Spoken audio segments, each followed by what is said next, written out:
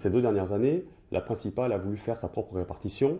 Et dans cette répartition, forcément, on perdait non seulement des heures, mais on perdait des demi-postes, des postes entiers, des collègues qui perdaient leur poste. Nous, représentants du SNES-FSU, OCA, nous avons fait intervenir le secrétaire général du SNES-FSU pour qu'il appelle le rectorat, et la principale a été contrainte de prendre en considération notre propre répartition des membres du CA. Cette victoire au CA de notre répartition n'aurait pas été possible sans l'intervention du SNES-FSU.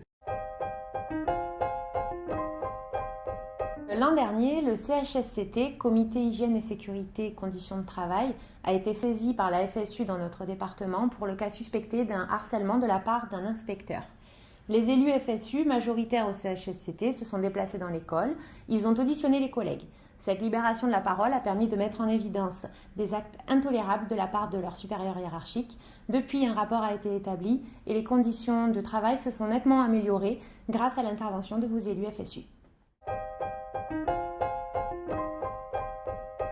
Je siège dans des instances académiques pour représenter les personnels au nom de la FSU et du SNASUB. Les revendications que nous portons passent entre autres par de meilleures conditions, de meilleurs salaires. Nous avons pu obtenir par exemple le versement d'une prime de 200 € en fin d'année. En ce qui concerne l'organisation du temps de travail, dans les directions académiques et au rectorat, nous avons pu obtenir que l'organisation de travail qui devait nous être imposée soit revue pour le bien-être de toutes et de tous.